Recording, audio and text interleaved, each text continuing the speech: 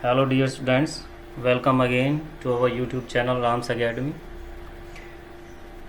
Today's our topic is 12th class passage for comprehension. Have a look. So passage number 5. My last French lesson, मेरा अंतिम फ्रांसीसी पाठ या अध्याय. Why I hardly knew how to write. Y क्यों. I hardly new मैं मुश्किल से जानता था हाउ टू राइट लिखना, या कह सकते हैं अरे मुझे लिखना मुश्किल से ही आता था. I should never learn any more, मैंने कभी अधिक नहीं सीखा या मैं कभी अधिक नहीं सीख पाऊँगा, सीखने की कोशिश ही नहीं की. आई मस्ट स्टॉप देयर, मुझे वहाँ रुक जाना चाहिए था. Oh how sorry I was for not learning my lessons. ओहो मुझे कितना दुख हो रहा था, मुझे कितना दुख था अपना लेसन मैं याद नहीं किया करता था. फॉर सीकिंग बर्ड्स एग्स और गोइंग स्लाइडिंग ऑन द साथ, बस पक्षियों के अंडे ढूंढता रहता था तथा जो शार नदी है उसके तट पर घूमने चले जाया करता था. माई बुक्स, मेरी किताबें, that had seemed such a nuisance a while एगो, मेरी पुस्तकें, मेरी किताबें जो कुछ ही पल पहले मुझे एक बड़ी सिरदर्दी महसूस हो रही थी, प्रतीत हुआ करती थी, उठाने में इतनी भारी लगा करती थी. So heavy to carry. My grammar and my history of the sense, मेरी ग्रामर, मेरी व्याकरण की पुस्तक और मेरी संतों के इतिहास वाली पुस्तक. वर old friends now that I could not give up.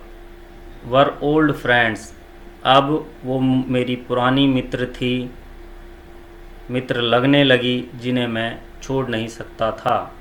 And mister हैमल to, और मिस्टर हैमल भी. The idea that he was going away, इस विचार ने कि वो हमें छोड़कर जा रहे थे दूर. That I should never see him again, कि मैं अब उन्हें दोबारा कभी नहीं देख पाऊँगा. मेड मी फॉरगेट, मुझे सब कुछ भुला दिया या भूल गया.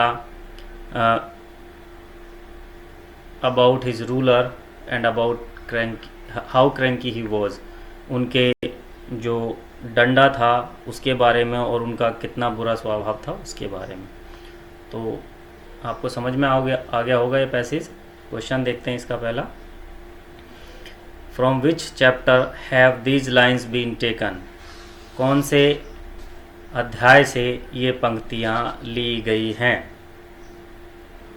These lines have been taken from the chapter the last lesson, ये पंक्तियाँ अध्याय लास्ट लेसन से ली गई हैं. Who has written these lines, ये पंक्तियाँ किसने लिखी हैं. These lines have been written by Alphons डोडेट, ये पंक्तियाँ अल्फोंस डोडेट द्वारा लिखी गई हैं. Did the narrator no how to write French well, क्या नरेटर, क्या निबंधकार जानता था अच्छी तरह से लिखना. No he did not know, नहीं वह नहीं जानता था. What was the narrator sorry for, लेखक किस बात के लिए दुखी था. The narrator was sorry for not learning his lessons, अपना अध्याय ठीक से नहीं याद किया करता था, पढ़ता था, इसलिए उसे सॉरी फील हो रहा था, दुख हो रहा था. What made the narrator forget all about mister Hummels ruler, कौन सी बात ने निबंधकार को भुला दिया मिस्टर हैमल के डंडों के बारे में. Mister हैमल was leaving the school for good, mister हैमल सदा के लिए, हमेशा के लिए स्कूल छोड़कर जा रहे थे. The narrator was so sad that he forget all about mister Hummels ruler, निबंधकार बहुत दुखी थे इसलिए वो सब कुछ भूल गए मिस्टर हैमल के रूलर के बारे में, डंडे के बारे में. Passage number 6. पुअर मैन, बेचारा आदमी, यहाँ इसका मीनिंग गरीब नहीं है, बेचारा. It was in honour of this last lesson, यह उनके अंतिम पाठ के सम्मान में था। It was in honour of this last lesson that he had put on his fine Sunday clothes, कि उन्होंने रविवार के दिन वाले अपने बढ़िया वस्त्र पहने हुए थे। And now I understood why the old man of the village was sitting there. And now, और अब, आई अंडरस्टूड, मैं समझ गया, वाई द ओल्ड मैन, कि क्यों बड़े बुजुर्ग, ऑफ द विलेज, गांव के, वर सीटिंग, बैठे हुए थे, देयर, वहाँ, in the back of the room, कमरे में पीछे की तरफ। इट वॉज बिकॉज, यह इसलिए था क्योंकि, दे वर सॉरी, कि वो भी उदास थे, that they had not gone to school मोर, कि वो अधिक स्कूल नहीं गए थे। It was their way of thanking, यह उनका धन्यवाद कहने का तरीका था, अवर मास्टर, अपने अध्यापक को, for his 40 years of faithful service, अपनी 40 साल की एक फेथफुल सेवा के लिए, एक निष्ठावान सेवा के लिए, end of showing there respect for the country that was there no मोर, और उनके सम्मान के लिए जो उन्होंने देश के लिए दिखाया, जो अब देश उनका नहीं रह गया।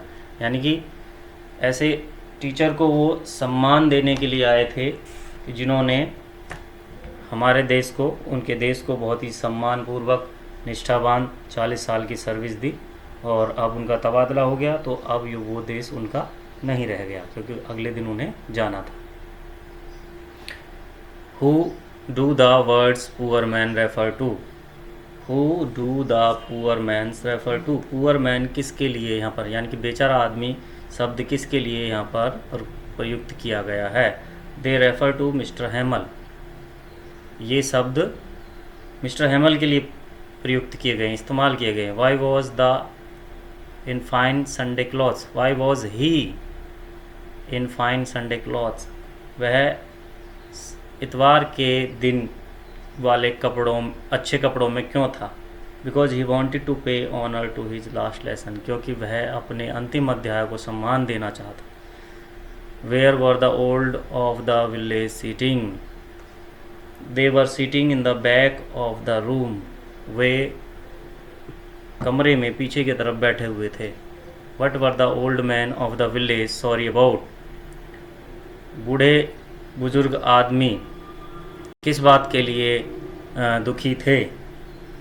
That they had not gone to school more often, क्योंकि वो अधिक स्कूल नहीं गए थे, इस बात से दुखी थे, इसलिए वो अपने अध्यापक को सॉरी कहने के लिए आए थे, सम्मान देने के लिए आए थे। Y war their country there's no मोर, अब उनकी कंट्री उनकी क्यों नहीं रह गई थी। Because it had fallen into the hands of the enemy, क्योंकि यह अब शत्रु के हाथों में चली गई थी। तो आई होप ये दोनों पैसेज आपको अच्छे से समझ में आ गए होंगे। यदि कोई कन्फ्यूज़न है तो आप कमेंट बॉक्स में मुझे लिखें, और मेरे चैनल को सब्सक्राइब करें, शेयर करें अपने दोस्तों को, ताकि अधिक से अधिक इनका फ़ायदा सभी बच्चों को मिल सके। थैंक्स।